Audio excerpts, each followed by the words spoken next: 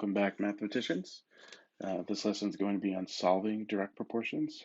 So you should have a handout that has some example problems, some problems that you're going to do on your own, and then there's also a separate foldable. I've never done a foldable on an iPad like this, so we're going to see how it turns out, and I'll ask you for some feedback at the end of the unit. But let's talk about proportions in general, how we solve not just direct proportions, but any type of proportion. Okay, so in order for two ratios to be proportional, their cross products also have to be proportional. And let's set up two ratios as A over B and C over D. So in order for this to be a proportional equation, the cross products have to be equal to each other. That means that the cross product should be equal. So when I multiply A times D, I should get the same thing as when I multiply B times C. And for just a small example, let's try, does 3/4 equal 9/12? Well, in order for this to be true, that would mean that 12 times 3, which is 36, would have to equal 9 times 4, which is also 36. So that means those two are proportional.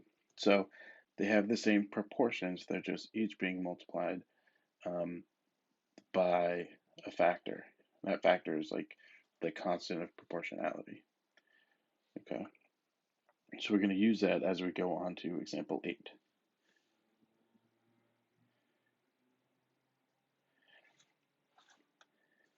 So example 8, Belle works at a convenience store. The amount of money she earns is directly proportional to the number of hours she works. She is paid $432 for 18 hours of work. Use a proportion to find out how much Belle is paid for 21 hours of work. So it's a word problem, so I want to do some of the cubes method on this one. So let's first circle our numbers. And I'm going to do that in red. So we have $432, 18 hours, 21 hours, and let's see any of the numbers. Next one is underline the question. So it says use a proportion to find how much Belle is paid for 21 hours of work. B is to box in any keywords. So let's see if we have any words here. She earns it directly proportional. So that's a good one to box in.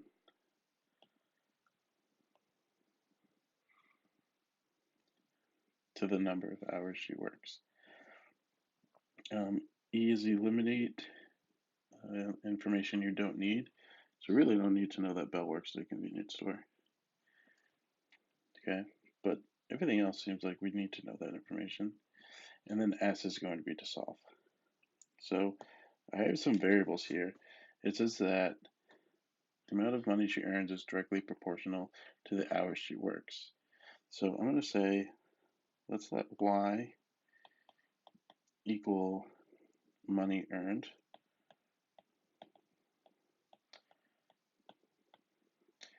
And X can equal hours worked. And the reason that I'm choosing Y as money earned is usually that's the variable that depends on the other. So again, you want to ask yourself, does the money earned depend on the hours you work? Or does the hours you work depend on the money you earn? And of course, it makes more sense the first way, right? So the money end depends on the hours you work.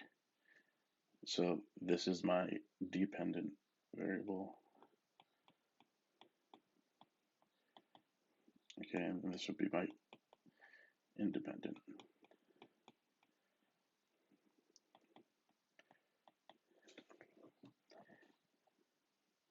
So let's work with it. Let's say we have y over, and I'm just setting up my proportion, y over x. So money earned over hours worked. I am going to set that equal to, well, it says, to the number of hours she worked, she's paid $432. And since that's money, I'm going to put it at the top, $432. So I hope you're color coding this, for 18 hours of work. So $432 for 18 hours of work. And then what we can do is we can actually condense this fraction. 432 divided by 18. So let's rewrite. We have y over x. And when I do 432 divided by 18, I get 24. And if I want my direct proportion equation, and I would multiply both sides by x.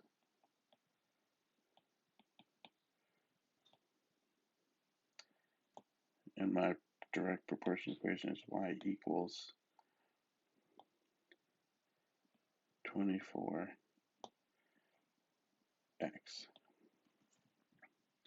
And now it says use a proportion to find out how much Bell is paid for 21 hours of work. So we actually have a direct proportion equation. So we're going to answer that question. So we are asked to figure out for 21 hours of work,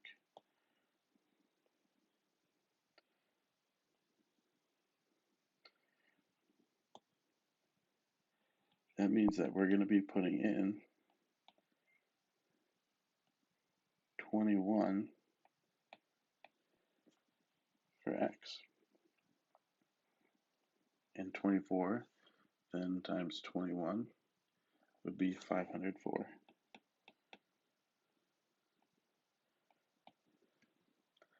And since it's a word problem, I want to answer with a sentence. So I would say Bell is paid $504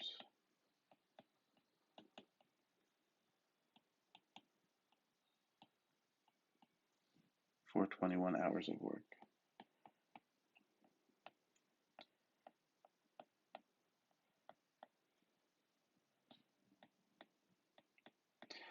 So essentially what this means in the context of this problem, this 24, is that she makes $24 every hour. So that constant of proportionality that we always talk about, that unit rate, is 24. So for every 1 hour, she makes $24, which is a really good job. Your next example has two parts. So it's part A and part B is the question. And let's read the question. The number of peaches for sale at an orchard, P, is directly proportional to the number of crates used to pack the peaches, C. The table shows the relationship between the number of peaches for sale and the number of crates. Okay, so we have a table, which means I really don't need to use cubes because it's already broken down into a table. The most important part, though, that we want to pay attention to is this part, and I'm going to box it in. It says P is directly proportional to the number of peaches, which is C. Okay, that means that if I'm asked to write an equation, it's going to be P over C, because the number of peaches depends on the number of crates. Okay, this is directly proportional to that. So usually the one that they say first is the one that we put on top. So it says write a direct proportion equation that relates P and C. So again, we're going to start with P over C, and that's going to equal, we want to use from our table whichever one we have the most information from. We can't use this because we're missing a blank here, right? We're missing a spot. We can't use this we can't use 1000, right? Because it's missing the question mark here. We can't use 56 because it has a question mark here. So the only one that we can use in this problem is 615 because that's the only complete information that we have. So P over C equals 600 over 15. That means that P over C is equal to, when we do 600 divided by 15, we get 40. And then let me move down the line to make it clearer. P over C equals 40. If I multiply both sides by C, those cancel, and you get P equals 40C.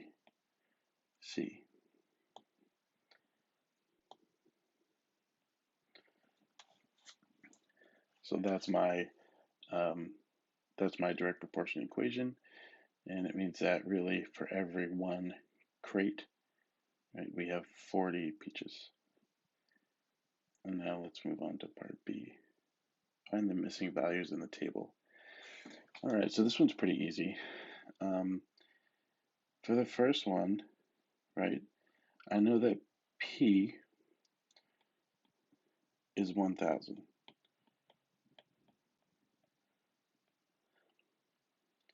I'm trying to find C.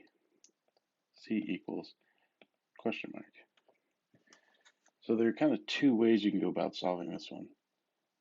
I think the easiest way is to use our direct proportion problem, which was P equals 40C. Now, if I know that P is 1000, that means that I'm going to use that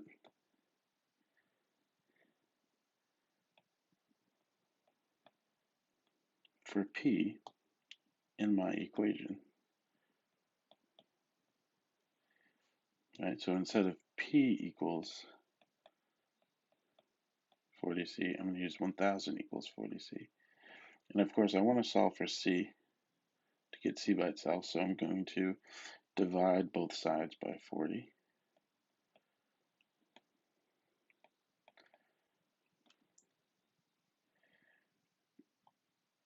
The 40s cancel over here, and I have C equals 1000 divided by 40. You can make this easier by taking a 0 off the top and the bottom. You would have 100 divided by 4, which is then 25. Okay, so the number of peaches is 1000, and then the number of crates would then be 25. Okay, so if you had 1000 peaches, you would need 25 crates.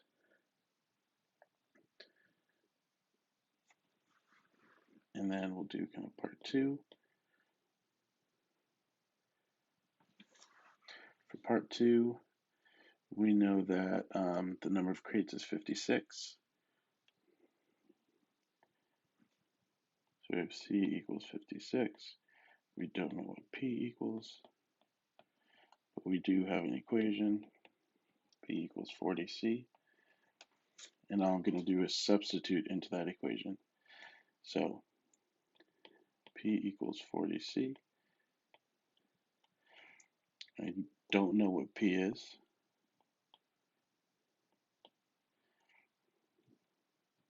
Right? 40 is just 40. But C, I do know, is 56.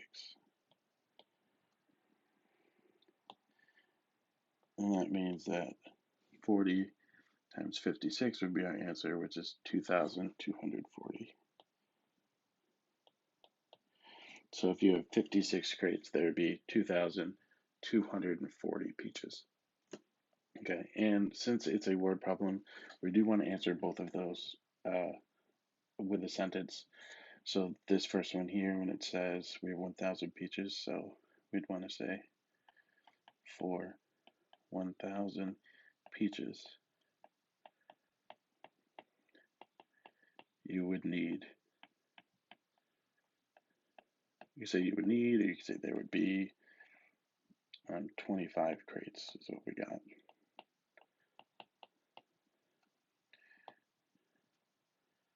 Right, 25 crates, 25 crates. And then the second one, for 56 crates, you would have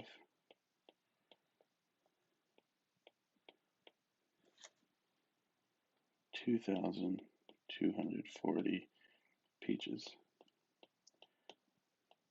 And I'm just getting that number from the equation that we did. And that's it for that example.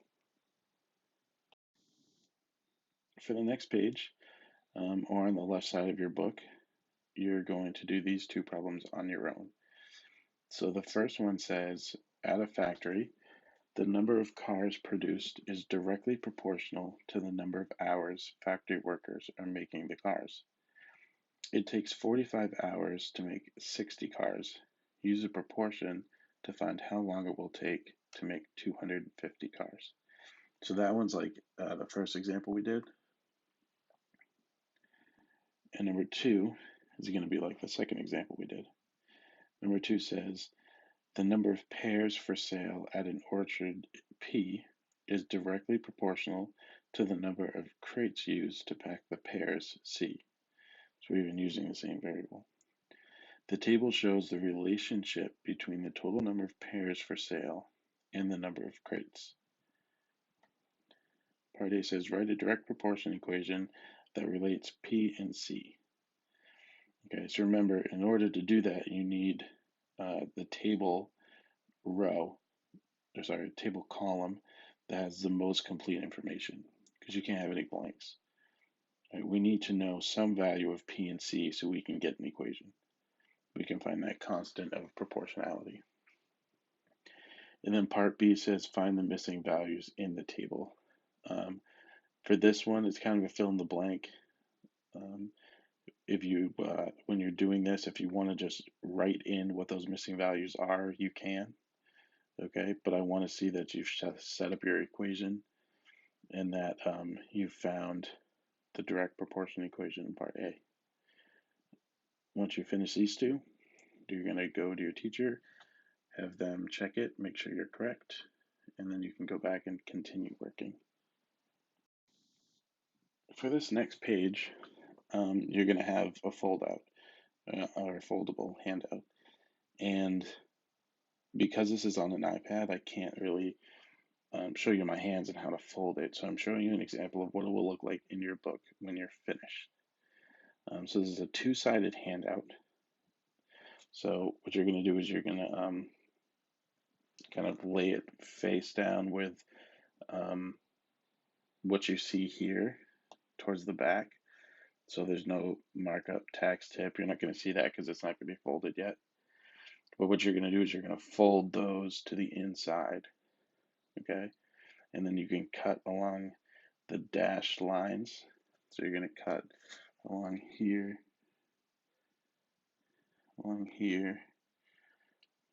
okay, and then along here. And that part's kind of more decorative.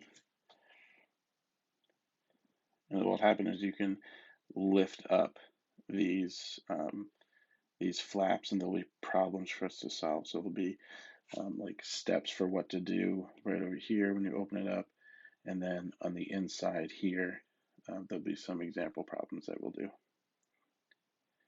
And then when you're done, you're just going to take a piece of tape and or glue. You could glue it to the back, but if you open the flaps, you can just kind of put a piece of tape here, and then put a piece of tape here, right? Or all along kind of this edge, right? But not touching the flaps because you want to be able to open it. So that's kind of the best I can do in showing you how to fold something without actually using my hands. And the next page, I'm going to show you what the document looks like when it's all not folded. Okay, so we want to work with that first. The part. So this foldable is all about doing marking up or discounts or there being tax when you have to have some sort of percentage um, of the value, and either going to add it to the actual value or you're going to take it away from the value. And we're also going to talk about percent error, okay, or percent change.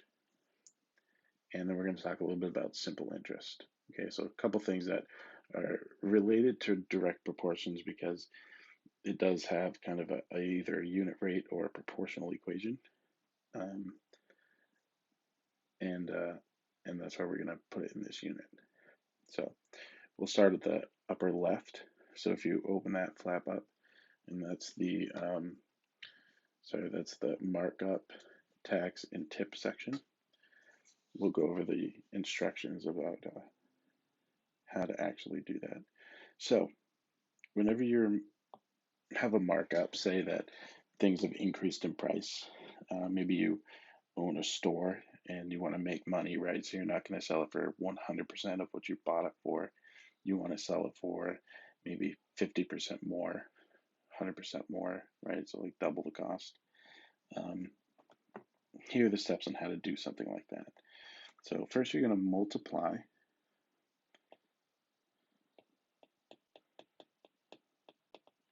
the percent, okay? But that's going to be converted to a decimal.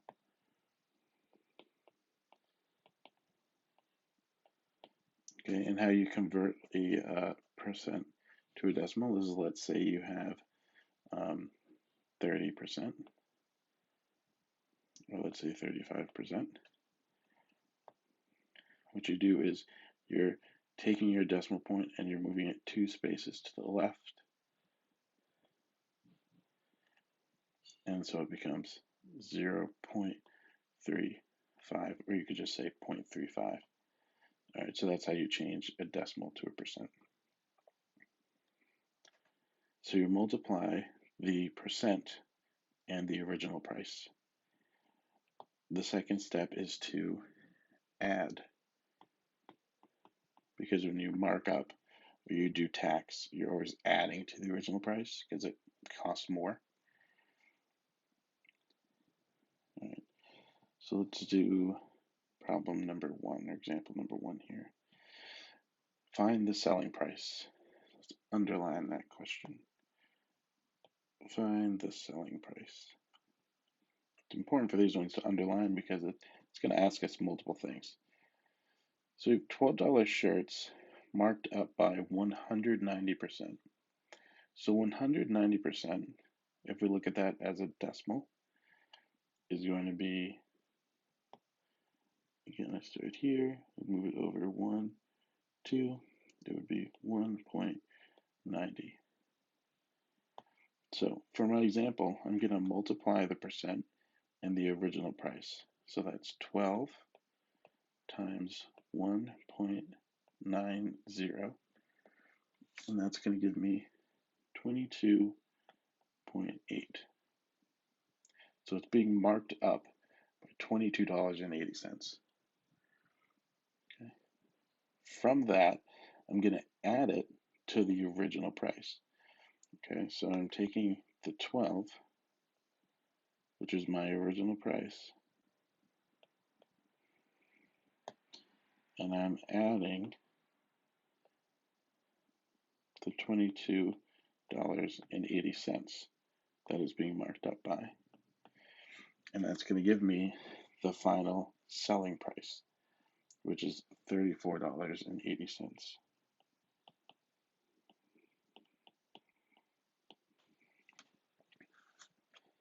Example 2. Find the amount of sales tax Again, let's underline the question here. I'll do it in green. $124.95 baseball bat with a 7.5% sales tax. Again, we won't change this to a decimal, so we move it over once, twice. So this is actually 0.075.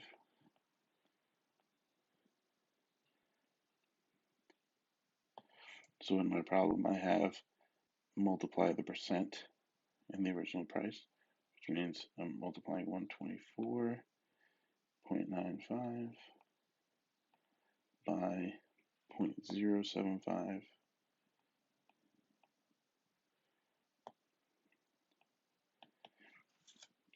And that's going to give me 9.37 roughly. I'm going to round it to the nearest cent. And so notice in my problem it says add to the original price, right? But look at what they're asking.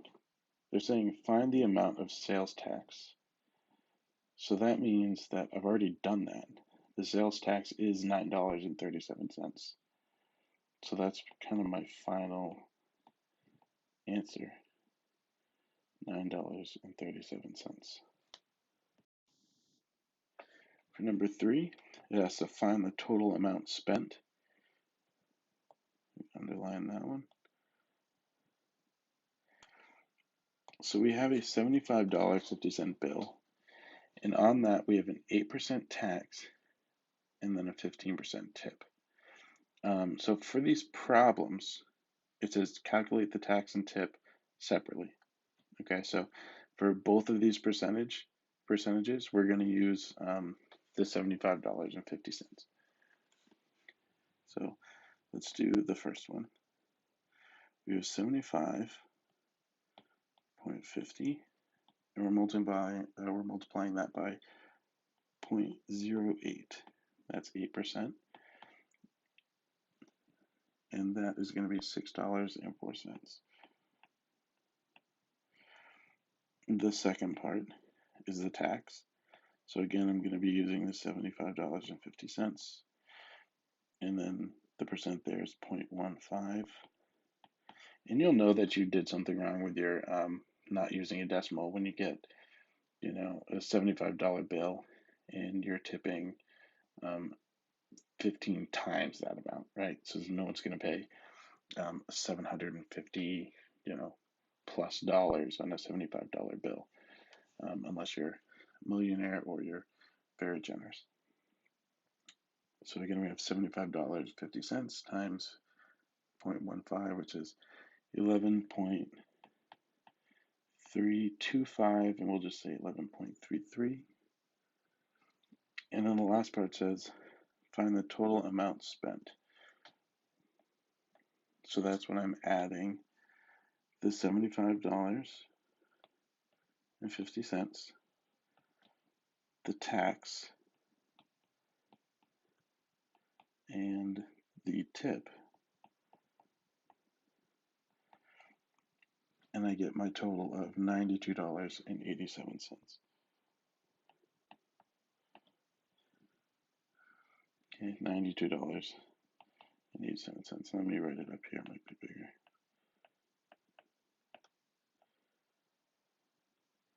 All right. And just as kind of a life lesson, usually tip more than 15%, do 20%. It's a hard job being a waiter. Just be nice. Our next problem is on discount. So whenever you have a sale price or things being marked down, that's when you find a discount. There's things around clearance, and kind of the best time to really go shopping.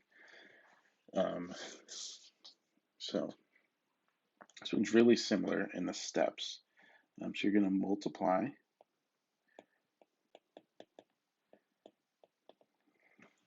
the percent,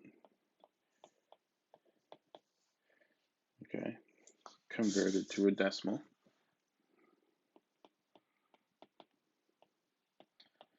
and the original price. And now here is kind of the key difference is we are subtracting. So before we were adding, right? Up here we're adding the amount. Now we're going to be subtracting the amount.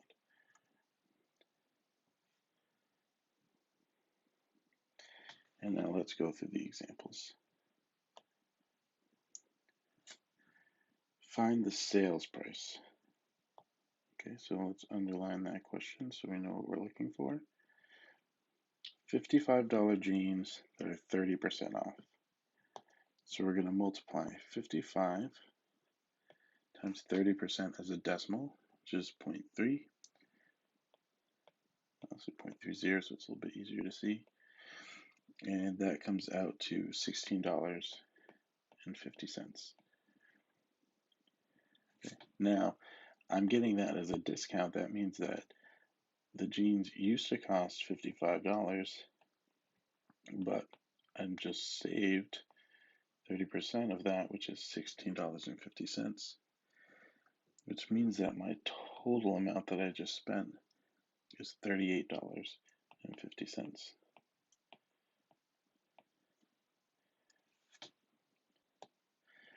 Number 2 says find the amount saved. So we have the original price, which is $350, and then we have a discount, which is 40%. So again, we want to figure out what that discount is, so we're going to multiply the percent as a decimal by the original price. So if the original price was $350, I'm multiplying that by 0.40, and that would give me 140. And it's not really asking me to go any further, right? If we look at number 1, here it said that, right, this part was 30% off, and so I took that off to find the sale price. It's not asking me to do that here, okay? It's asking me to just find what the discount is. I don't have to find what the sale price is. So the final answer is just going to be the $140.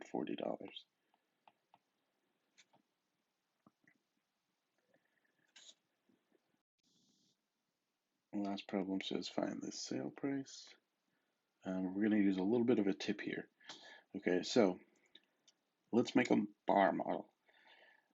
Usually we pay 100%, right? And this is going to represent 100%. Now, if I get 25% off, okay, then that means in that same bar model, I'm going to shade in the whole 100 here, right? But I'm getting 25% of that off.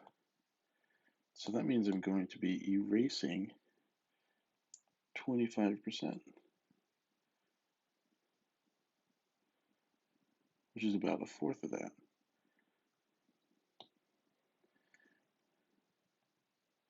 So if this part is 25% that I'm not paying anymore, then this part here is 75%. That's the amount that I'm actually paying. So to figure out what the discounted price or the sale price is, we can skip the part where we subtract it from the sale price if we just right away multiply 80 by the amount that we're actually paying, which is 75% or 0.75. And that's going to equal $60.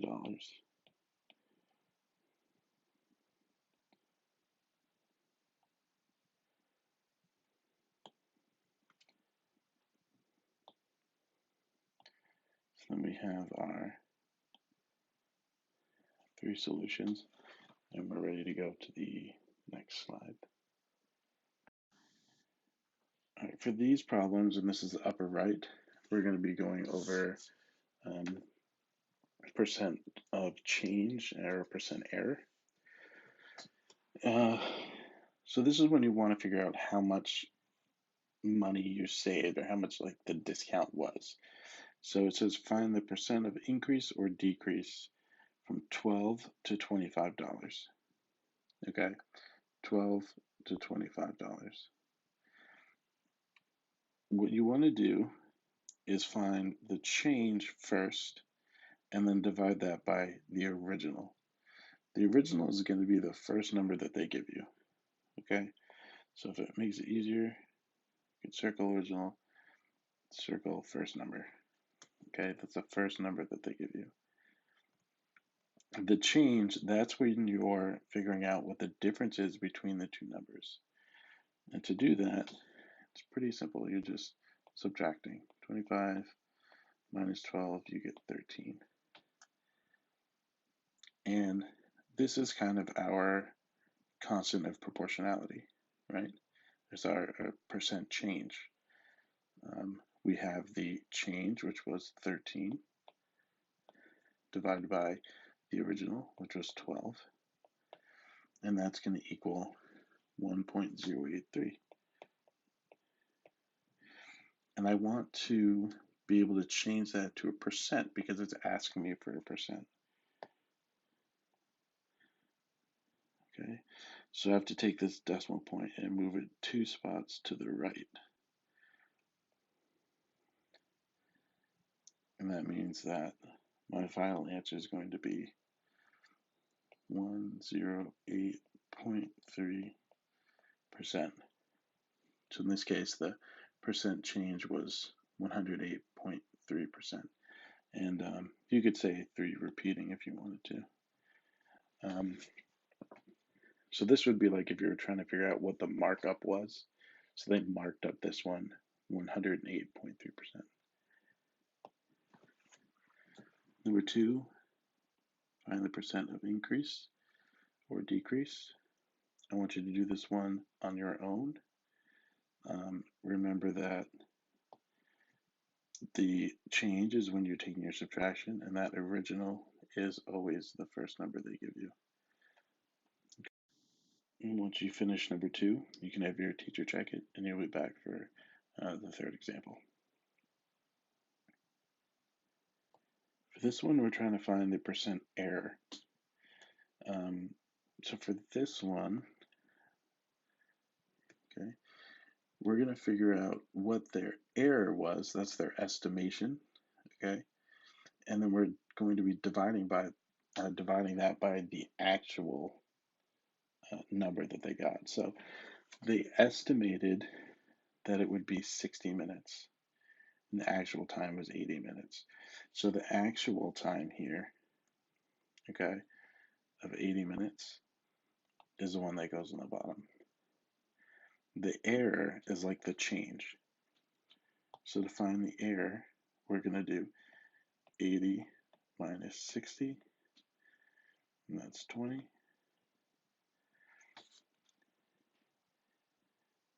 And so we have 20 over 80, which is 0.25.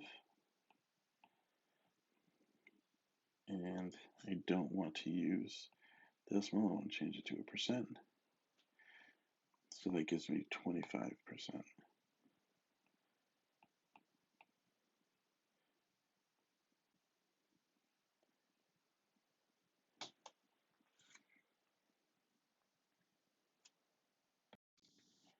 For our final examples, we're talking about simple interest. And for simple interest, we have this formula. The I represents the interest. P stands for principal. Okay, and that's just a fancy way of saying the starting amount. So it's like if you put $100 in your bank, the principal is that $100. R stands for the rate. It's usually a percent, but we want to convert it to a decimal. And then T is time. So how many years did you have the money in the bank, so to speak. And now that we have that information, it's really just putting all of those numbers into the problem and then solving for uh, whatever we don't know.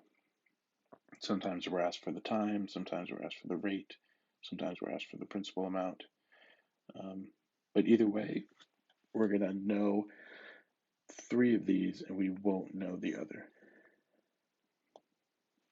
This one says find the interest earned.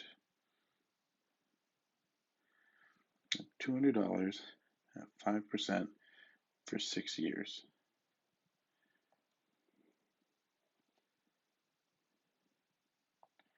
All right, so we've got our principal amount, we've got our rate, we've got our time, but we don't know the interest, right? We're trying to find the interest. So let's put all of this into our formula. The interest equals the principal, so 200, times the rate, which is as a decimal, 0.05, not 0.5, 0.05, okay, times the amount of years, which would be 6. And when you do all that math out, you get $60. So that means that if you have a savings account and you earn 5% simple interest, if that money is in there for 6 years and it pays 5%, after 6 years you can make $60. So in essence, you'd have $260 now instead of just 60. And banks do that because they want to have your money on hand and make sure that you're working with them. So it's kind of like rewarding you for keeping your money in the bank. Number 2 says find the amount paid on a $400 50 loan. So that's our principal at 2.8%. That's our rate for 18 months.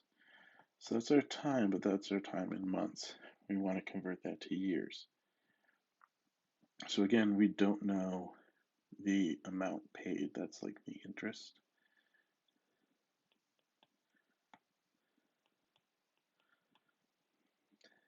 Okay. So we've got $450 at 2.8%. That's 0.028. And 18 months. So 18 months is 1.5 years, or 1.5. And when you do that, you get $18.90. Okay, now it says find the total amount paid. So we just found like the interest, right? But it was a $450 loan. So in order to find that total amount, I have to add those two together. Okay. So total amount is principal plus interest, which means it's 450 plus 18.90, which is then equal to $468.90.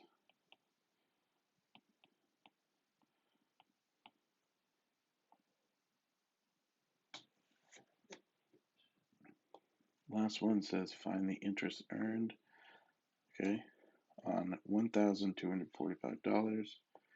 That's our principal at 12%. That's our rate for 9 months. That's our time, but they gave it to us in months. We have to use years. So we don't know what the interest is, right? That's our I. But we do know that in our formula, I equals the principal times the rate as a decimal, 0.12, times the time. So 9 months is 3/4 of a year. Okay, but if you don't want to use 3/4, fortunately, it turns out to be a nice decimal. You can use 0.75. So that one's going to equal $112.05.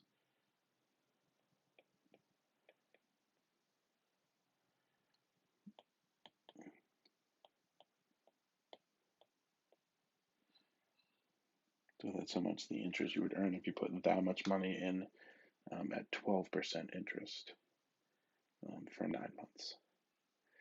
That's it for the foldable. So obviously you're going to go back and fold it just like a little bit before in the video, glue it in, and then you'll be ready for the very last page.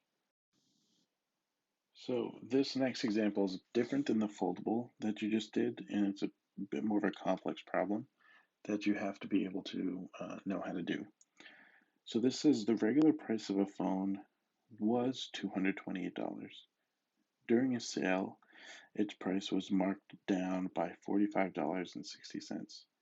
Use a proportion to find the percent discount. Okay, so we have something called the percent proportion.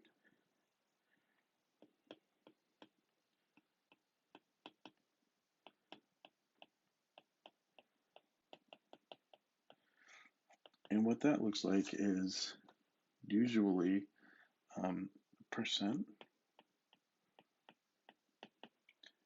over 100 equals part over whole.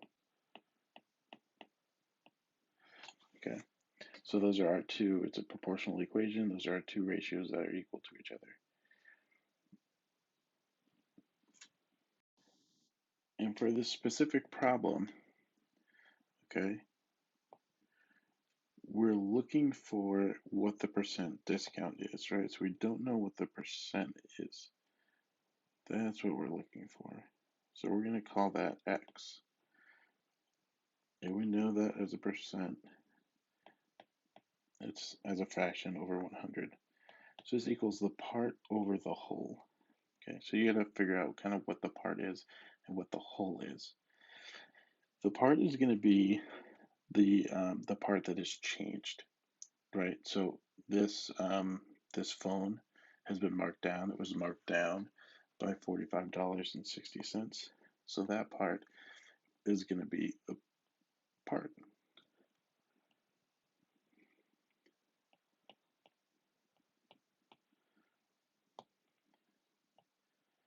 Okay, and then our whole is that regular value, the $228.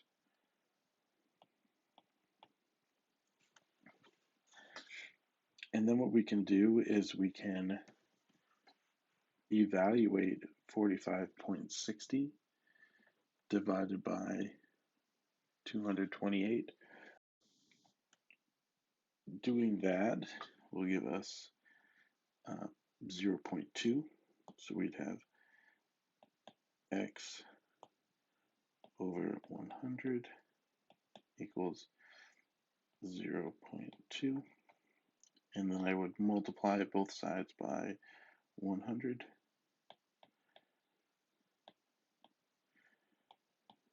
Again, because I'm trying to solve for x, that's a percent. Those cancel. And you have x, or that percent, equaling, well, I'm just moving this over 2 spots, 20. Okay, so the percent discount was 20. And since it's a word problem, I'm going to say there was a 20% discount.